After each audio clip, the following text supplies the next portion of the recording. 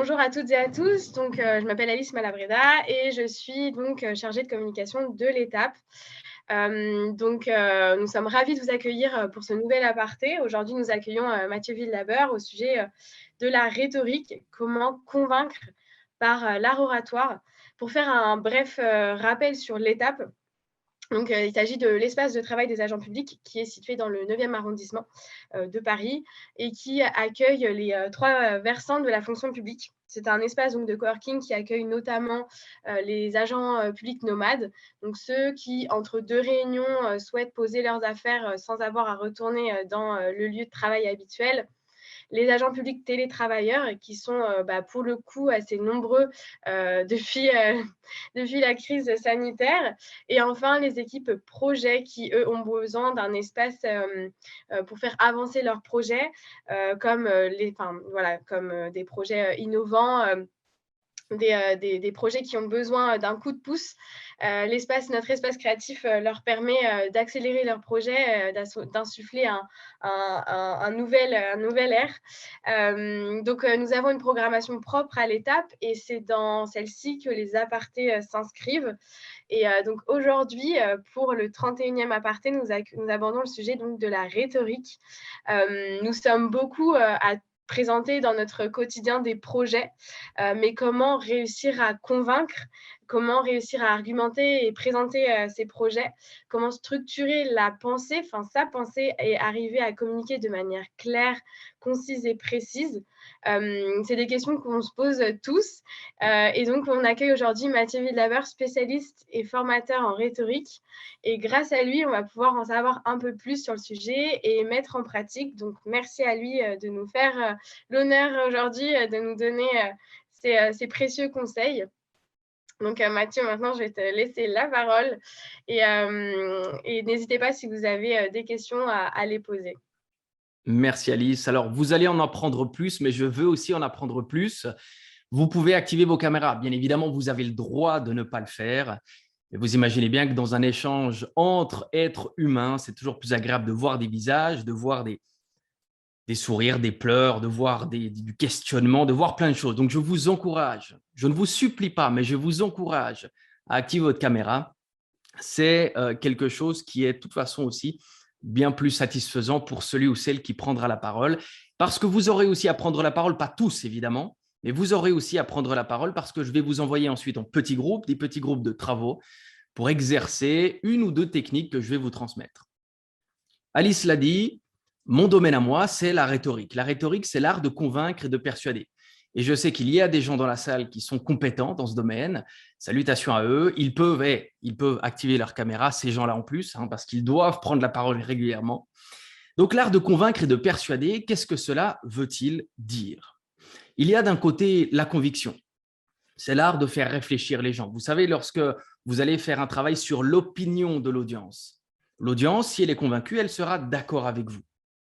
Ensuite, il y a la persuasion de l'autre côté. C'est non pas le monde de l'opinion, de la réflexion, c'est le monde de l'action. Et pour mettre les gens en action, il faut être capable, il faut l'assumer aussi, de vouloir susciter, il faut être capable de susciter des émotions. Réflexion d'un côté, action de l'autre, voici le monde de la rhétorique. Mon travail à moi, il est très simple. Je me considère ou je suis considéré par mes clients comme une sorte d'architecte. Je construis des messages, je calibre ces messages et j'aide les entités à transmettre ces messages, que ce soit dans le domaine de la relation publique, que ce soit dans le domaine de l'enseignement, que ce soit dans le domaine de la formation. Je réfléchis, je calibre et j'aide à transmettre. Alors maintenant que vous savez qu'il y a la conviction et la persuasion, comment ça marche en pratique? Je vais vous donner un exemple très, très simple, un exemple qui illustre finalement, alors c'est un exemple évidemment, c'est une illustration, mais ça illustre très bien comment l'émotion peut pousser à une finalité différente si on cherche à obtenir quelque chose de son audience. Demandez à un prêtre. Vous lui demandez s'il est possible de fumer pendant la prière. Qu'est-ce que vous allez générer chez ce prêtre? De l'indignation, voire même de la colère. Maintenant, vous retournez voir ce prêtre et vous lui demandez si vous pouvez prier lorsque vous vous allumez une cigarette. Là, c'est presque de la fierté que vous allez générer chez ce prêtre. Pourquoi? Eh bien, parce qu'il va se dire, waouh, c'est un fidèle qui pratique. Et donc, la finalité, c'est la même, mais le mécanisme est différent. Vous suscitez quelque chose de différent et donc vous allez obtenir quelque chose de différent. Les nombreux travaux scientifiques démontrent évidemment l'impact des émotions sur nos actions. Je ne vais pas du tout en parler parce que ce n'est pas mon domaine, mais vous avez ces fameuses nudges, ces fameuses techniques dans le domaine des neurosciences avec la mouche au fond du pissoir, l'élément le plus célèbre. Vous voulez obtenir un comportement de quelqu'un, eh bien, il faut lui suggérer aussi des émotions, il faut lui suggérer ce comportement. Ça ne sert pas toujours à être très rationnel, ce n'est pas toujours efficace d'être très rationnel. Il faut aussi parfois jouer sur le terrain de l'émotionnel. Maintenant, comment? C'est un peu la question, comment véhiculer de la conviction, comment véhiculer de l'action, de l'émotion. J'ai décidé de retenir pour vous un outil que j'utilise au quotidien. Il s'appelle CCP. Clarté, concision, précision. L'objectif, c'est d'être toujours plus clair, toujours plus concis, toujours plus précis. Clarté, concision, précision. Comment être plus clair? La clarté passe évidemment sous l'égide de l'argumentaire. Aujourd'hui, il y a une méconnaissance sur le monde de l'argumentaire. C'est de se dire quoi? C'est de se dire que l'argument, c'est une conclusion. Vous prenez la France, par exemple. Ce fameux slogan, liberté, égalité, fraternité. Nous sommes pour la liberté, pour l'égalité, pour la fraternité. Ce n'est pas un argument, c'est une conclusion. Comme je peux vous dire, je suis conseiller en rhétorique. Mais ça veut dire quoi? Ça veut dire que si maintenant 10 personnes s'alignent et disent exactement la même conclusion que moi, comment allez-vous choisir? Si nous prononçons exactement la même conclusion, comment allez-vous choisir? Il manque une partie essentielle à un argument. C'est ce qu'on va considérer être la prémisse, la manière dont vous allez prouver votre conclusion. Je suis conseiller en rhétorique parce que si, parce que ça. Je suis conseiller en rhétorique parce que ceci, parce que cela. Et il n'y a que lorsque vous allez, vous, en tant qu'émetteur d'un message, en tant qu'émettrice d'un message, il n'y a que lorsque vous allez chercher la relation entre conclusion et preuve et mode de justification que vous allez dégager plus de clarté. Parce que finalement, votre médecin, il peut vous dire il faut faire du sport parce que c'est bon pour la santé, c'est logique, mais il pourrait très bien vous dire il faut faire du sport parce que c'est le seul moyen d'avoir du succès dans la vie. Et là, vous vous dites attention, ça manque de clarté. Donc, en tant qu'émetteur du message, à partir de maintenant, lorsque vous vous présentez personnellement et vous dites « moi, je suis un type curieux », eh bien, si vous voulez commencer à créer de la différence, si vous voulez commencer à créer de la valeur et de la clarté, parce que la clarté amène à comprendre, si vous voulez que votre public vous comprenne, eh bien, il faut créer cette différence, il faut calibrer son mode de justification. Et aujourd'hui, le problème, c'est que toutes les entreprises considèrent qu'un argument est une conclusion. L'humain est au centre de nos préoccupations. Nous sommes proches de vous.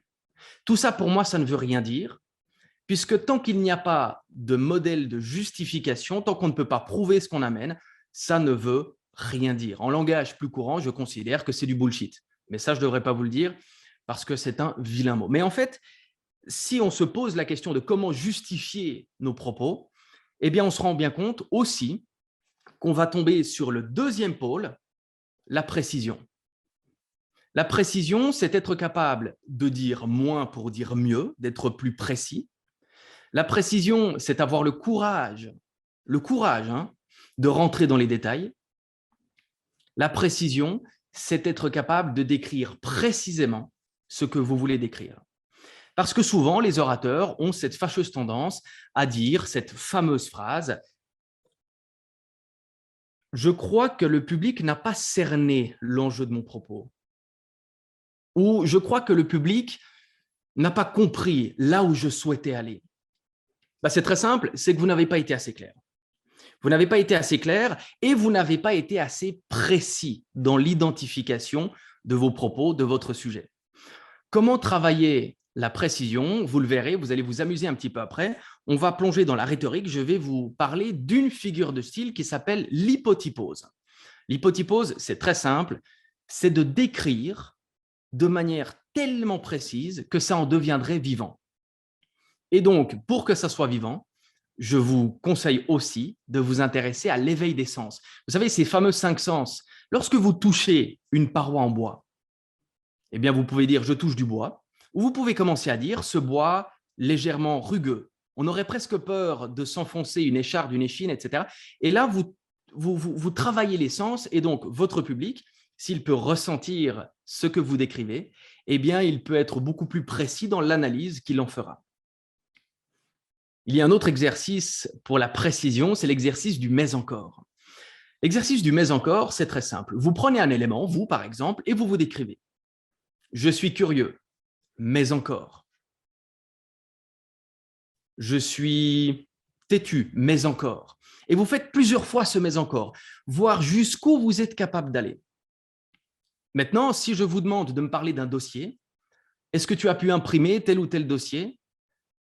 Dossier, c'est imprécis. Quel dossier? Rentrez dans le détail, mais encore, dis-moi plus, que je puisse identifier le corps de ton message. Donc là, nous avons vu la clarté par l'argumentaire, être capable de calibrer la conclusion et la manière dont on le justifie, être plus précis en rentrant dans le vif d'une description, en utilisant par exemple l'hypotypose. L'hypotypose, cette fameuse figure de style qui vise à rendre vivant un descriptif tellement vous êtes précis. Et maintenant, qu'en est-il de la concision? Alors, la concision, elle me fait rire parce que j'ai un adage aussi familier, plus c'est concis, plus c'est sexy. Ça veut dire quoi? Ça veut dire qu'aujourd'hui, si vous allez chez le vigneron, il vous fait déguster du vin. Pourquoi pensez-vous qu'il va vous faire déguster du vin et qu'il ne va pas vous ouvrir toutes les bouteilles? Alors évidemment, il y a l'aspect financier. Mais si moi, je vous fais déguster un petit peu, on génère de la frustration. Et c'est cette frustration qui va vous donner envie d'acheter. Donc, si moi, je vous dis que l'essentiel, si je cache le reste, je dois vous donner envie de me poser des questions. Si je vous dis que je suis un architecte du discours, si je vous dis que mon métier, c'est de faire ça, et je me tais, sans dérouler le CV de long en large, de toute façon, qui n'intéresse personne, c'est peut-être à ce moment-là, vous allez vous dire, bon, tiens, ce qu'il a dit, c'est intéressant, j'en veux plus. Donc, la concision, je la mets sous l'égide de la dégustation de vin. Pensez dégustation de vin quand vous rédigez un discours, quand vous prononcez un discours, c'est le meilleur moyen de vous rapprocher de cette sensation de frustration que vous allez générer chez votre audience. Alors maintenant, que va-t-il se passer? Que va-t-il se passer maintenant? Il est 11h20 gentiment. L'objectif, c'est aussi de vous envoyer au front. Je vais vous envoyer en groupe et vous allez devoir, alors l'exercice, vous allez devoir présenter la ville qui est majoritairement représentée dans le groupe. Donc, si vous êtes en groupe de 3 et qu'il y a 2 Parisiens et une personne de Marseille, eh bien, c'est Paris que vous allez devoir décrire. Donc, vous allez devoir décrire la ville dans laquelle vous vous trouvez. Mais attention, pas n'importe quelle description. Le titre de cette description, ou bien peut-être la donnée générale de cette description, retenez bien que pour être intéressant, il faut intéresser. Ne venez pas me raconter à Paris qu'il y a des routes.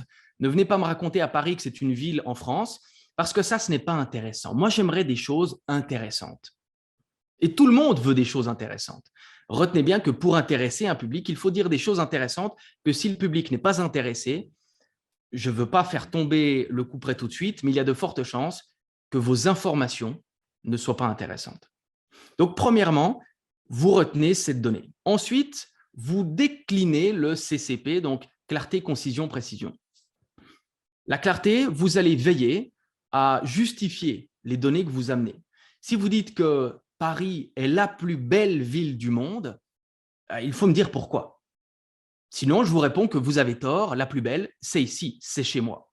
Mais si vous n'amenez pas de justification, eh bien, je ne peux pas savoir pourquoi vous pensez ça. Deuxième élément, soyez précis. Utilisez la figure de l'hypotypose pour rentrer dans le vif d'une description. Si vous voulez me parler des pavés parisiens, ne me parlez pas juste des pavés parisiens. Parlez-moi des pavés parisiens qui sont frappés par le caoutchouc des pneus des voitures et qui font un boucan d'enfer entre 6h30 et 8h le matin. Vous voyez, donc là, je ressens, je peux entendre et je peux finalement voir. C'est presque tangible. Pensez à l'éveil des sens, pensez aux 5 sens lorsque vous rentrez en description. Et la concision, alors je vais être un peu vache avec vous, l'objectif, c'est que dans chaque groupe, il y ait un porte-parole. Ce porte-parole rédige et je vous impose minimum 120 mots. 120 mots, ce qui doit correspondre à peu près à une petite minute de parole. Sauf qu'arrivé à ces 120 mots, vous en enlevez 30%.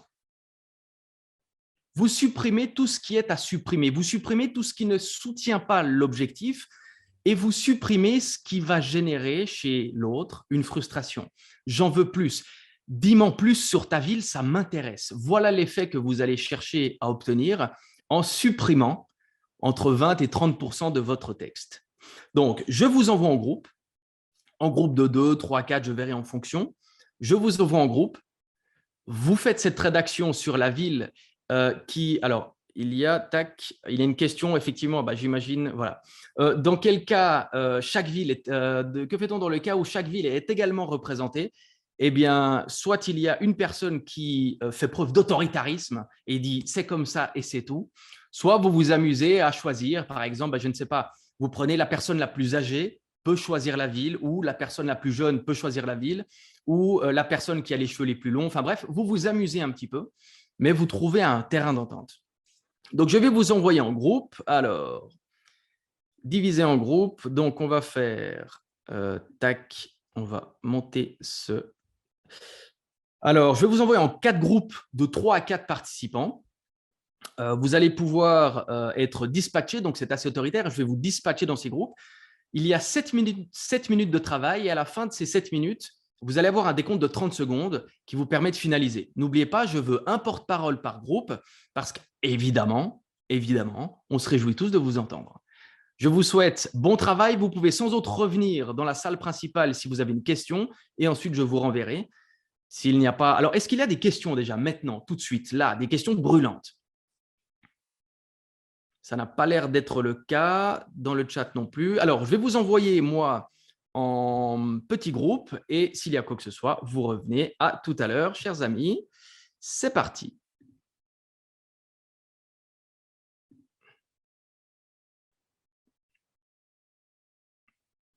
Alors, normalement, vous avez une notification qui vous demande de rejoindre un groupe ou bien je vous envoie manuellement, ça dépend. Voilà, donc nous sommes ici 4. Dans quelle ville habitez-vous? Ah, Lucas. Bonjour, Lucas. Alors, Lucas n'a pas son micro activé. Aurélie, est-ce que vous avez votre micro activé ou activable? Ça n'a pas l'air d'être le cas. Alice, c'est un duo peut-être que nous pouvons nous faire. Alors, tac, on va réduire. Boum, OK. Ah, bah… Bon, voilà, petit cours particulier.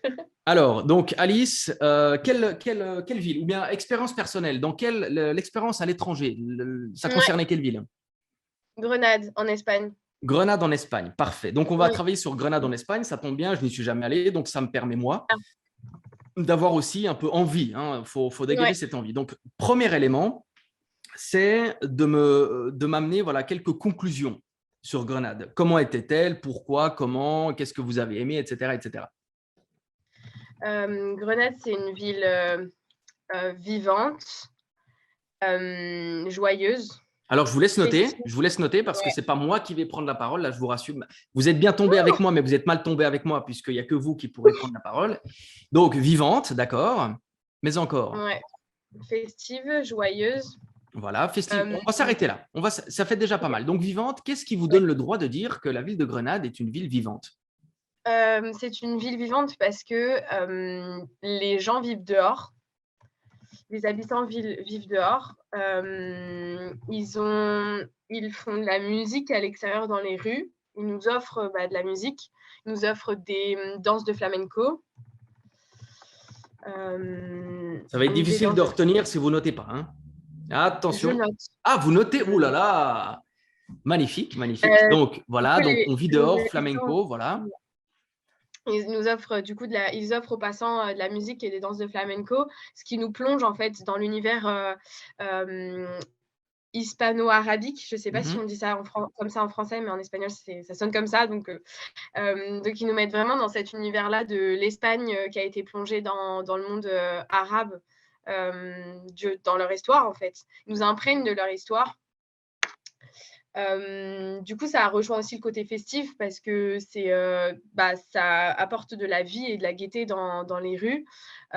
C'est au-delà de physiquement des bâtiments de couleurs qui sont incroyablement beaux et de l'architecture qui est vraiment poussée et c'est pas simplement des murs tout simples, c'est vraiment des murs travaillés. Il y a cet aspect architecture et ce côté musique qui du coup amène vraiment Alors, est-ce que là, quand on parle d'architecture, est-ce que ça soutient la conclusion de la ville vivante? C'est une ville vivante parce que l'architecture est variée et colorée. Non, ça rentre. Voilà, donc En fait, là, le coloré, ça rentre dans le joyeux. ok, parfait. Donc, vous voyez, en fait, ce qu'il faut faire, c'est être très clair dans ce qu'on amène. Donc, vivante, pourquoi? Parce que les gens vivent dehors. Joyeuse, parce que les gens chantent, dansent dehors. Vous avez beaucoup de couleurs sur les bâtiments. Et ensuite, une troisième conclusion, peut-être, c'était laquelle? Festive. Dites-moi. Festive. Festive, voilà, parce que on imagine bien que les gens, quand ils sont dehors, ça chante, ça danse, on vous invite à faire la fête. Ouais, c'est ça. Maintenant, on va prendre un élément et on va essayer de le décrire précisément. Moi, j'aimerais bien que vous me racontiez à quel point cette vie ou cette festivité vous transporte. Qu'est-ce que ça génère chez vous? Quand on se promène dans les rues de Grenade, on a vraiment un sentiment de bien-être. On se sent en sécurité. On tombe amoureux de cette ville. Je pense que toutes les personnes qui y passent tombent amoureux de cette ville tellement c'est beau, tellement c'est un contexte de bien-être et de plénitude. Il y a des miradors, donc des points de vue qui sont juste incroyables avec des couchers de soleil à couper le souffle. Il y a une Vous vue voyez, là, sur c'est la très bien. Lambra. Donc, des points de vue, donc on travaille la Mmh. vue, avec des couchers de soleil à couper le souffle. Et là, Ouais. on est sur le ressenti, on est sur ce qu'on Oui. appellerait le toucher, Oui. le ressenti. Donc, vraiment capitaliser sur ses sens. Parce que moi, là, je ressens quelque chose. Je me dis, un coucher de soleil, vous savez, ces fameux couchers de soleil où vous êtes captif du coucher de soleil, vous en avez presque la chair de poule tellement le paysage. Et vous voyez, là, c'est tout différent de dire, c'est beau. Non, c'est pas simplement beau. Non. Ça Ouais. coupe le souffle. Ouais. Maintenant, j'aimerais bien que vous me parliez des bruits et des odeurs dans la ville. Les odeurs, c'est typique à l'Espagne. Les odeurs, c'est des odeurs culinaires. Quand les restaurants, je ne sais pas si vous avez déjà eu l'occasion d'aller en Espagne, mais c'est vraiment la cuisine qui, au final, nous invite. Quand on marche, quand on se promène dans les rues, on a ces odeurs de cuisine méditerranéenne qui nous invitent à rentrer manger, au final, dans ces restaurants. Donc au niveau des odeurs et au niveau des bruits, c'est la langue espagnole qui est partout dans les rues. C'est chantant, c'est dansant et au final, ça rejoint le flamenco et les musiques qu'on peut entendre en se baladant. Donc là, vous avez deux, trois conclusions que vous amenez avec clarté. Ensuite, vous reprenez un des thèmes qui est la festivité et vous venez décrire cette festivité. Comment est-ce qu'elle est? Eh bien, cette festivité, c'est une festivité culinaire. Déjà, vous avez des odeurs partout. Des odeurs d'Espagne, des odeurs de poivrons, des odeurs de légumes, d'épices. Et ensuite, vous avez un décor. Alors, le décor, c'est pour les yeux, c'est juste un régal. Vous savez, ces couleurs qui vous éblouissent tellement, elles sont vivantes. Vous voyez, donc là, on rentre dans le descriptif d'un élément, mais avec une description vivante. Il faut que les gens puissent se dire, waouh, j'ai l'impression d'être devant ce tableau, j'ai l'impression d'être. Et ça, c'est essentiel. Ok, donc ça veut dire qu'il y a donc d'abord d'écrire en 3 mots.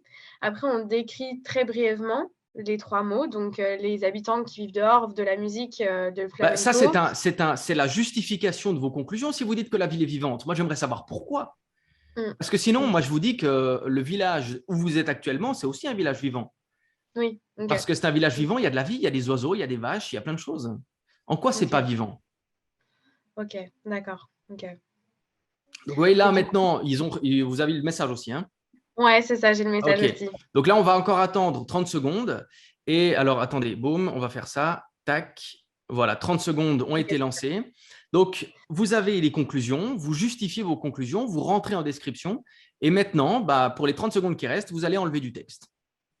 Vous allez supprimer ce que vous n'aimez pas, ce que vous ne voulez pas garder. Ok, d'accord. Peut-être l'architecture.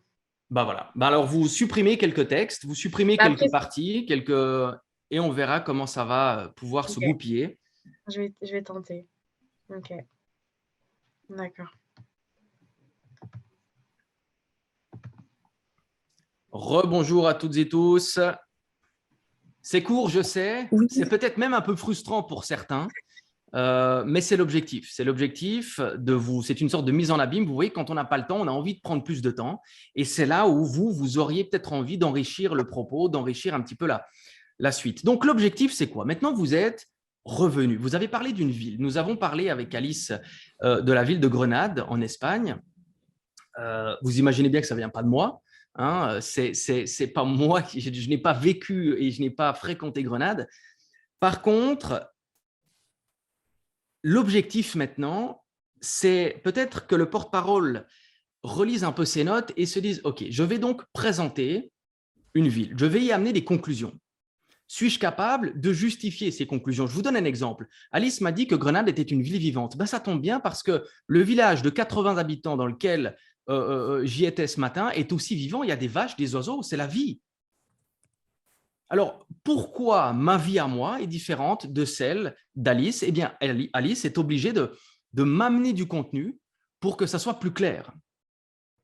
Donc ça, c'est quelque chose qui doit vous habiter, cette clarté. Justifiez vos propos. Ensuite, vous prenez un élément de votre texte et vous rentrez en précision.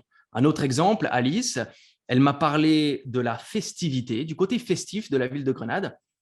OK, c'est quoi festif? Décrivons la festivité. Oh, alors, la festivité, ce sont les gens qui dansent, mais encore. C'est le côté flamboyant de l'architecture, les couleurs qui vous éclatent au visage, mais encore.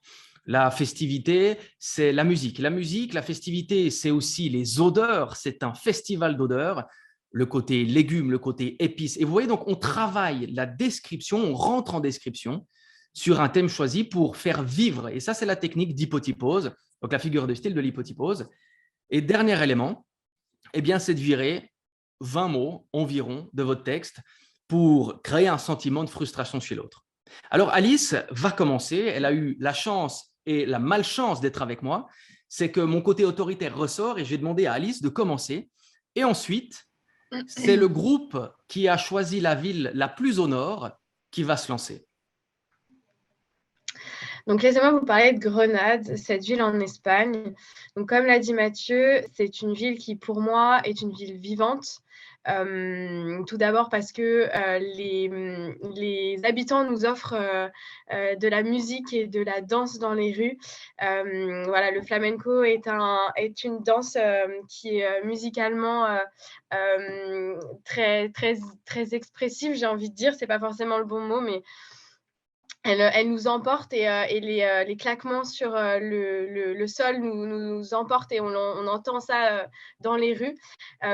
C'est festif parce qu'on nous invite du coup à faire la fête avec eux, à être plongés dans leur univers et dans leur culture qui est très imprégnée de joie et de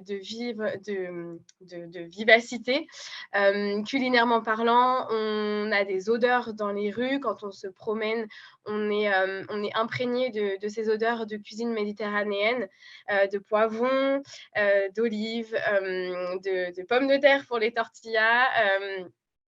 C'est vraiment une invitation à la dégustation et joyeuse parce que cette ville nous plonge juste dans du bien-être.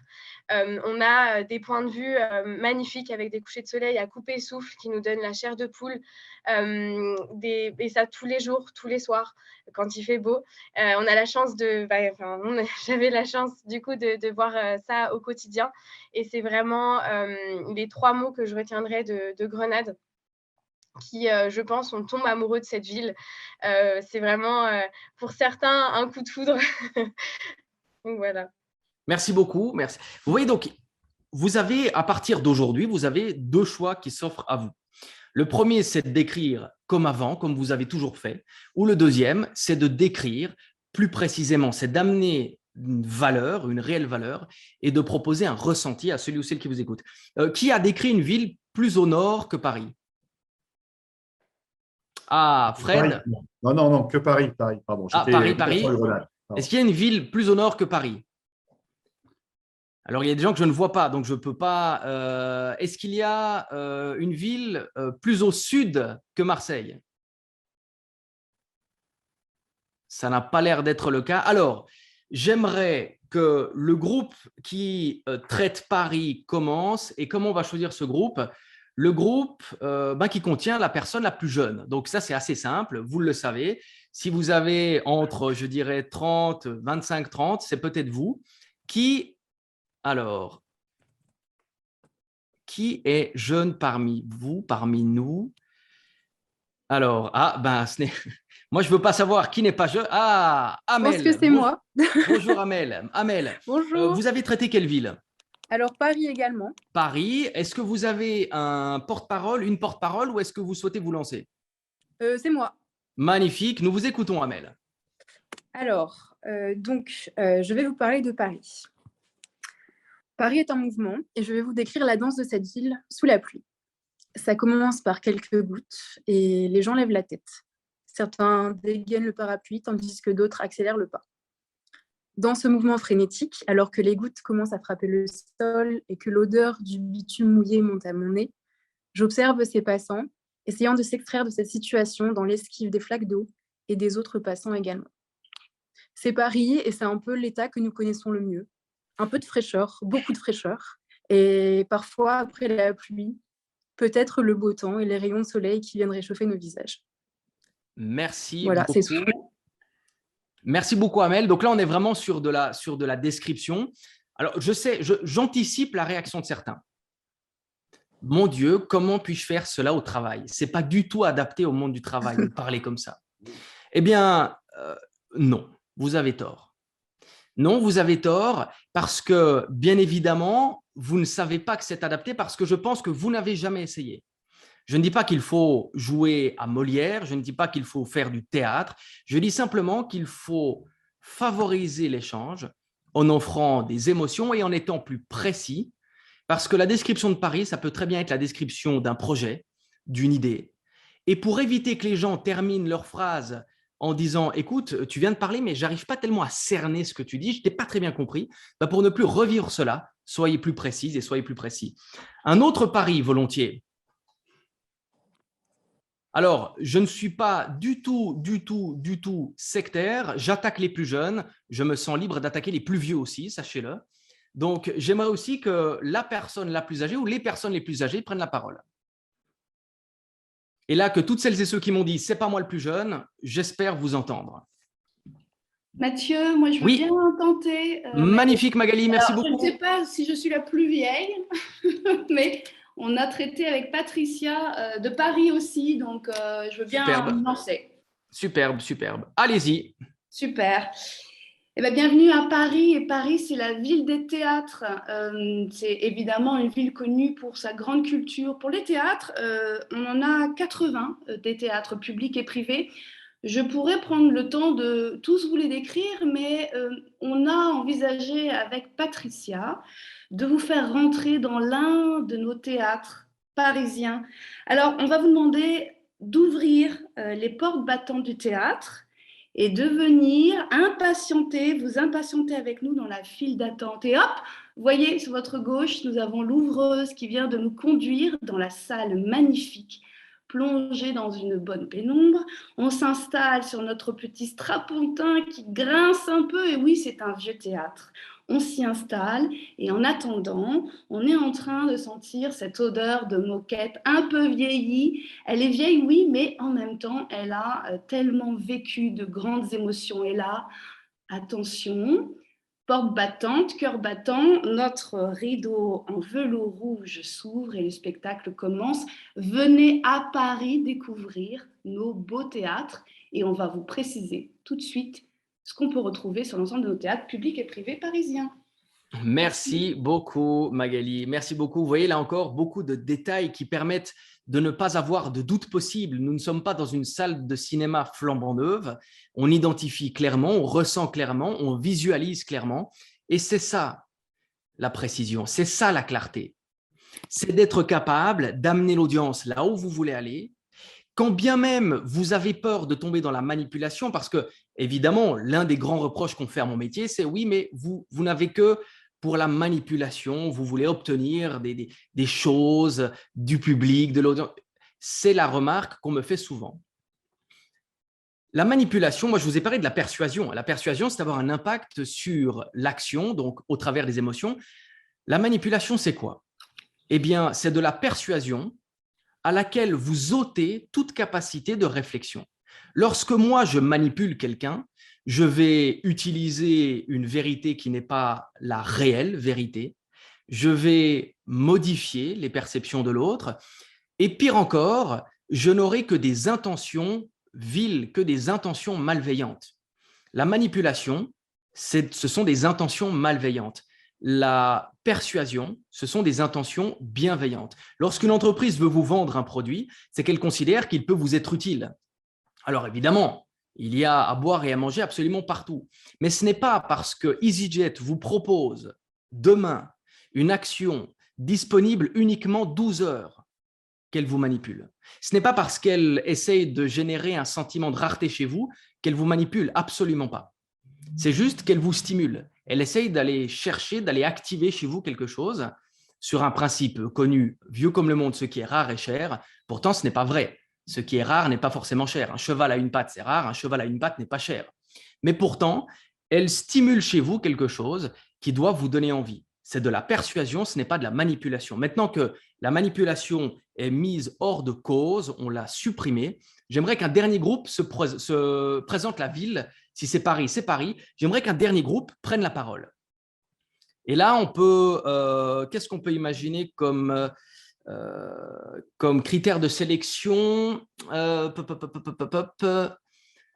personne qui a les cheveux les plus longs doit prendre la parole.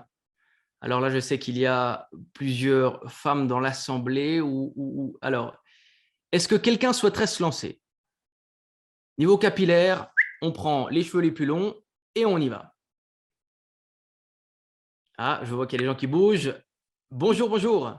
Bonjour, je peux prendre la parole si le reste du groupe est d'accord, parce qu'en fait, on n'a pas eu le temps de se mettre d'accord sur un… Pas de souci, pas de souci. Alors, actuellement, je vois juste Thomas. Oui, Et alors… Quel est votre prénom?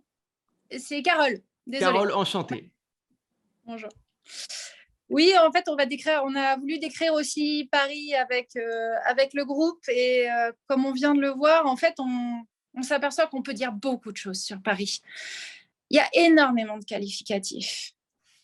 Mais celui qu'on a choisi de retenir, c'est le qualificatif de la lumière. Imaginez-vous assis à un café, le soleil qui se couche sur les toits en zinc des immeubles parisiens, qui caresse les feuilles jaunies du jardin du Luxembourg, et la lumière dorée de la tour Eiffel qui prend le relais à la tombée de la nuit. Les lumières, elles sont aussi dans les âmes. Les lumières qui sont au Panthéon et qui ont éclairé l'histoire de la ville, qui ont éclairé l'histoire de France, que dis-je, l'histoire du monde entier. Paris, en fait, c'est un phare. Paris, c'est un phare pour les droits de l'homme et pour les lumières de la civilisation. Merci infiniment, Carole. La lumière au sens propre comme au sens figuré. Donc, en plus, il y a un travail justement sur un travail de sémantique aussi sur le mot lumière. Bravo, bravo parce qu'on peut ressentir, on peut visualiser. Et là, encore une fois, je ne vous demande pas de faire du théâtre devant vos collègues. Ce n'est absolument pas la question. La question, c'est simplement pourquoi n'avez-vous pas été compris la dernière fois? Pourquoi le client n'a-t-il pas signé la dernière fois? Pourquoi les électeurs n'ont pas voté pour vous la dernière fois? C'est peut-être que vous n'avez pas suscité les bonnes choses, vous n'avez pas véhiculé les bonnes choses. C'est trop facile de dire « je crois qu'ils ne m'ont pas compris, je crois que ça vient d'eux ». Non, non, non, ça ne vient pas d'eux, ça vient de vous parce que vous avez la responsabilité en tant qu'émettrice, en tant qu'émetteur de messages, vous avez la responsabilité de plaire, d'instruire et d'émouvoir. Votre public, vous devez lui plaire, vous pouvez lui plaire, vous devez lui apporter quelque chose, vous devez l'instruire et vous devez l'émouvoir, vous devez lui faire ressentir quelque chose. Et ça, ce n'est pas moi qui le dis, c'est tous les bouquins que vous avez ici rouges derrière moi, toutes ces institutions oratoires, tous ces traités de rhétorique. Les émotions ont un rôle prépondérant. Les émotions ont un rôle prépondérant. Est-ce que quelqu'un souhaite encore se lancer? Je crois qu'il reste un groupe, mais comme il y a beaucoup de caméras non activées, malheureusement, je ne vais pas forcément m'attarder, quitte à être un peu arbitraire, je ne vais pas trop m'attarder sur les caméras désactivées parce que ça n'a pas tellement de sens et ça ne permet, selon moi, de ne pas créer un échange suffisant. Est-ce que quelqu'un d'autre souhaiterait prendre la parole? Une fois, deux fois, trois fois, magnifique. Il est temps de passer aux questions. Le temps file, 45 minutes. Je vais vous laisser poser toutes les questions ou émettre toutes les recommandations, les interrogations, les zones de brouillard. C'est le moment où vous avez la parole. Et après cela, je rajouterai 20 à 30 secondes de conclusion. C'est le moment où vous pouvez poser vos questions. Et pour répondre à Fred, non, les Beatles, ce n'est pas un ouvrage de rhétorique, c'est juste un ouvrage qui me passionne littéralement. Je mange Beatles de 7h45 le matin à 22h15, plus tard dans la journée. Donc non, c'est une histoire de passion. Mais vous avez, alors pour la petite histoire, vous avez Démosthène juste à côté, qui est considéré comme l'un des plus grands orateurs de tous les temps. Donc il y a un équilibre qui se crée. Et du coup, Mathieu, peut-être, c'est Magali, peut-être c'est peut-être une demande effectivement des participants d'avoir peut-être des sources documentaires ou peut-être, mais ce sera peut-être dans votre conclusion pour qu'on continue, parce que je pense que c'est un sujet qui nous passionne tous et qui a certainement besoin encore d'être exploré. Hein. Ce n'est pas en 1 heure d'intervention qu'évidemment on traite de ce sujet-là, mais ça pourrait être intéressant que vous nous passiez peut-être quelques références, quelques sources pour qu'on aille un peu plus loin. Moi, j'avais juste peut-être un point d'expérience. Effectivement, je pense que vous avez raison, Mathieu, il faut faire attention de ne pas être dans l'idée de manipuler. Néanmoins, je pense que utiliser les émotions pour argumenter, c'est quand même un élément assez important. Et pour ma petite expérience, là, je suis de nouveau fonctionnaire, mais avant, j'étais en start-up et on faisait beaucoup de pitch. Et clairement, c'est ce qu'on appelle le storytelling. Derrière, évidemment, il y a malgré tout une idée d'argumentaire business, c'est évident. Mais néanmoins, l'histoire, elle doit être quand même sincère. Parce qu'on le voit quand même, quand on prend la parole et quand on fait du storytelling, un pitch, les gens voient assez rapidement si c'est vraiment de la gonflette, du bullshit, ou si derrière, il y a quand même un peu de sincérité. Donc oui, je vous rejoins sur le fait que c'est intéressant de faire appel à l'émotion, à son anecdote personnelle pour argumenter, mais en le faisant de manière totalement dosée et surtout, je pense, totalement sincère, même si derrière, il y a un objectif effectivement pro, de signer quelque chose, de business. Je pense que la sincérité, c'est quelque chose malgré tout qui arrive à se voir. Voilà, c'était un seul point de témoignage. Merci, merci Magali.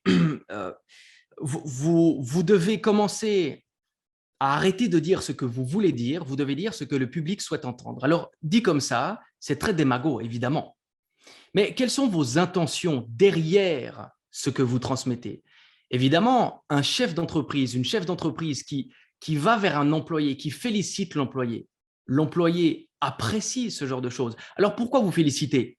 Pour mieux exiger derrière? Ok, c'est de la démagogie. Mais pourquoi vous félicitez sinon? Est-ce que c'est une félicitation sincère? Est-ce que ça permet de mettre en lumière quelqu'un et de l'élever le temps d'un instant? Ce n'est pas de la démagogie. Donc, il faut juste vous replacer. Et c'est un concept que j'enseigne. C'est très important dans les relations publiques. Les relations publiques, tout de suite, les gens pensent à propagande. Alors, la propagande, c'est un terme à connotation négative, mais la propagande, avant de dire que c'est négatif, il faut se poser plein de questions. Ne serait-ce que sert la propagande? Quelle est la cause soutenue par la propagande? Quels sont les objectifs de la propagande, etc., etc. Et il n'y a que lorsque vous cartographiez, et vous terminerez par les intentions, il n'y a que lorsque vous cartographiez cette notion d'intention que vous saurez si vous êtes dans une volonté manipulatrice, démagogique, ou si vous êtes dans une volonté de mettre en lumière quelque chose, d'élever quelqu'un, et c'est un enrichissement finalement win-win si vous persuadez. Est-ce qu'il y a d'autres questions?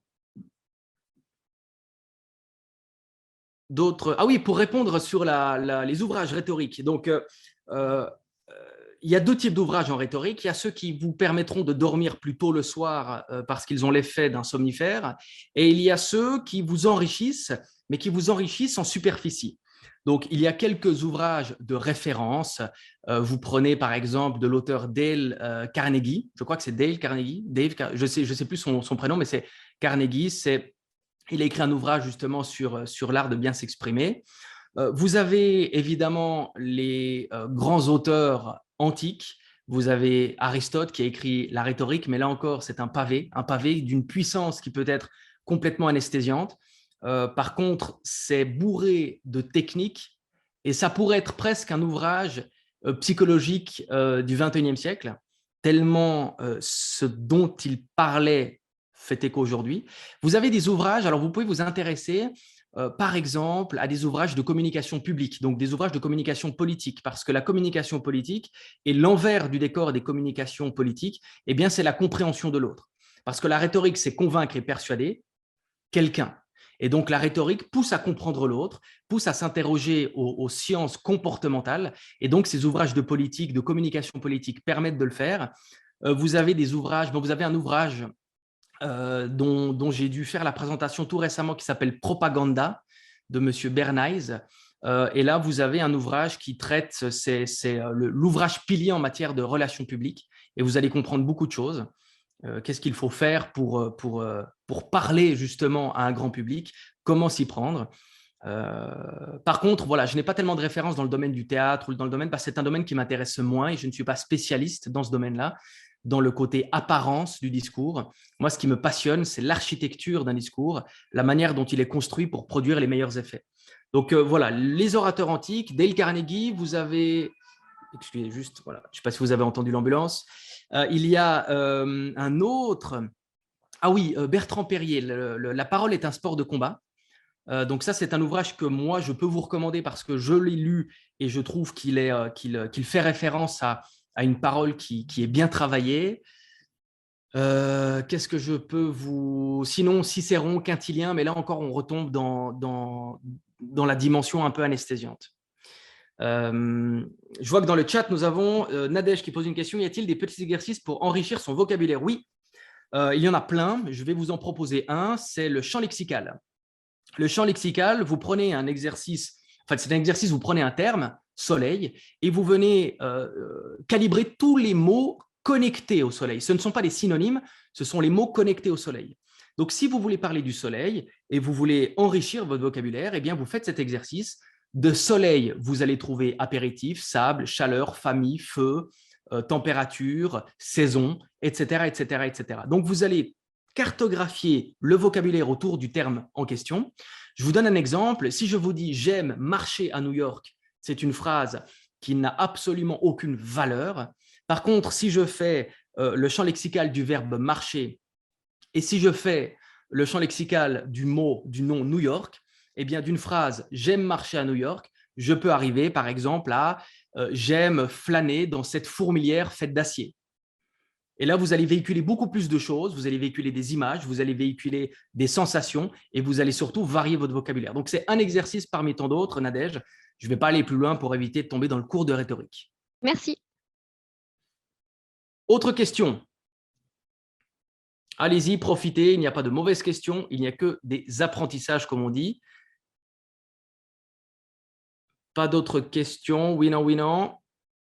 Du coup, moi, ce n'était pas forcément une question, mais c'était plus, comme le disait Magali, dans mes cours à l'école, j'ai des cours de storytelling et on a vu une technique qui s'appelle le voyage du héros pour justement pitcher. Et du coup, c'est une technique que nous, on emploie pour le coup assez régulièrement. Et du coup, c'était pour savoir s'il y avait d'autres techniques de storytelling, très brièvement, en quelques mots, à part ce voyage du héros. J'ai un reproche à faire au storytelling, c'est qu'on a l'impression, et je dis on parce que je fais partie de cette humanité, que nous avons inventé le storytelling. Or, le storytelling, il est clair que ça existe depuis que le symbole existe, et le symbole, à mémoire d'humain, je pense que c'est les peintures dans les grottes. Lorsqu'on transmettait des symboles dans ces grottes-là, on racontait une histoire, un chasseur, un animal, un danger, le danger, il faut le fuir, la résolution, etc. Donc, déjà, le storytelling, pour apprendre le storytelling, il faut se rattacher aussi à cette notion de mise en récit qui existe depuis des milliers d'années. Ça, c'est un premier élément pour se rapprocher d'un bon storytelling. Maintenant, une technique, je dirais, solide en matière de storytelling, c'est un petit exercice que vous pouvez vous faire. Donc, vous reprenez un élément, comme Nadège prendrait par exemple le soleil pour faire le champ lexical. Vous reprenez un élément et ces éléments ont tous un rôle à jouer dans les histoires. Parce qu'il y a un grand principe dramaturgique du théâtre, ça s'appelle le fusil de Tchekhov. Et Tchekhov était un grand dramaturge russe. Le fusil de Tchekhov, c'est quoi? C'est simplement de se dire que si le public voit apparaître un détail, eh bien, ce détail doit être utile. Donc, Tchekhov disait, si vous mettez un fusil sur scène, eh bien, le public, tant que le fusil n'a pas été utilisé, va se demander à quoi ça sert. Et ce principe-là explique que tous les détails d'une histoire doivent avoir leur rôle à jouer. Et donc, il y a un élément, un exercice pour dérouler ces détails, pour dérouler ces éléments. Vous prenez un concept, un fusil, prenons le mot fusil, le concept fusil, et vous venez lui attacher un qualificatif, une comparaison, par exemple, et un élément descriptif.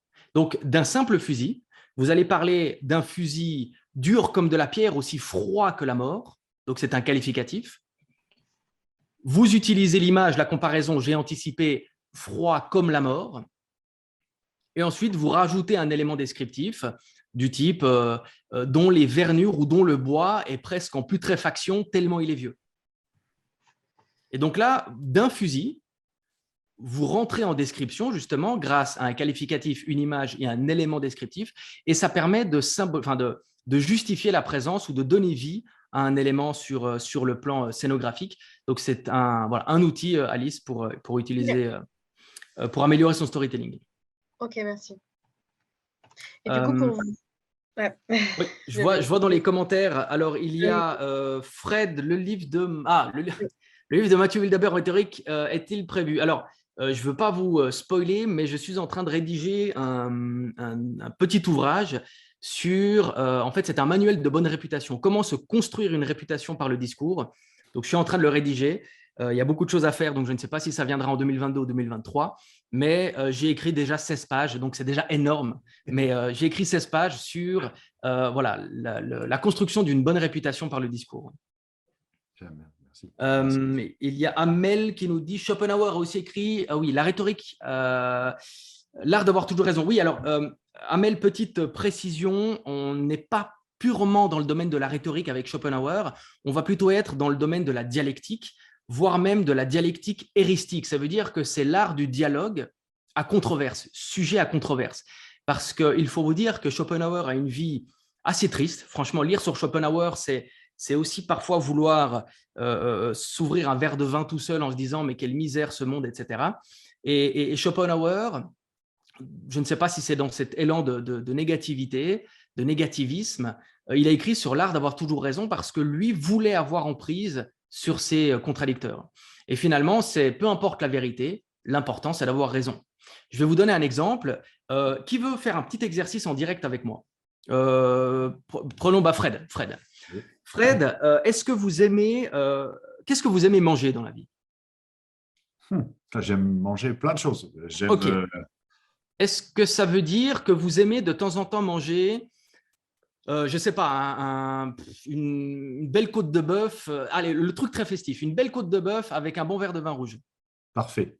Donc, j'imagine que la cause animale vous importe peu, finalement, si votre plaisir passe avant celui… Vous voyez, donc ça, c'est quoi? C'est juste la technique de créer une chaîne de conclusion et ensuite vous enfermez la personne dans cette chaîne de conclusion. Parce qu'après, Fred va me dire « mais non, mais je n'ai pas dit ça ». Je dis « mais attendez, vous prenez du plaisir sur la mort d'animaux. Vous n'allez pas me dire que vous… » Et donc, vous voyez, donc ça, c'est quelque chose que vous allez trouver dans Schopenhauer, c'est le stratagème numéro 20 quelque chose. Et donc, on voit bien l'emprise que je souhaite avoir sur l'autre. Donc, ce n'est pas éthique, ça manque d'éthique parce qu'il y a une volonté d'emprise, mais c'est diablement efficace, non pas pour l'utiliser, mais pour se protéger. Est-ce qu'il y a d'autres questions? Ça n'a pas l'air d'être le cas. Écoutez, Il est 11h59. Moi, je vais juste conclure. Je vais conclure en 30 secondes, comme ça, la mission de midi 00 est assurée. On a vu pas mal de choses. Je vous ai dit pas mal de choses. Je parle trop, je le sais, je le parle beaucoup, mais je ne dis pas que des bêtises. Je ne dis pas que des bêtises. Et s'il y a une chose que vous devez retenir, c'est que demain, à 8h00, vous allez arriver au travail. Vous avez deux possibilités. Soit vous dites la même chose que la veille, soit vous vous demandez comment être plus intéressant. Et pour être intéressant, je vous le répète, il faut dire des choses intéressantes. Je vais m'arrêter là. J'ai peur de dire des choses inintéressantes après. Donc, je m'arrête là. Je vous remercie infiniment pour votre écoute et je vous souhaite à toutes et tous une excellente fin de semaine, les amis. Et je reste à disposition. Je reste à disposition par mail, par message, par ce que vous voulez, LinkedIn, tout. Merci Merci beaucoup. beaucoup. Merci. Merci Avec beaucoup à vous plaisir. tous. Merci Merci beaucoup beaucoup. à Mathieu. Et Et du coup, n'hésitez pas à retrouver notre replay, le replay de cet aparté sur le YouTube de la Fabrique RH qui sera communiqué sur les réseaux de la Fabrique RH, LinkedIn et Twitter. merci Alice. Merci beaucoup à beaucoup. tous. Merci. À bientôt. Vendredi. Au revoir. À bientôt. Au revoir.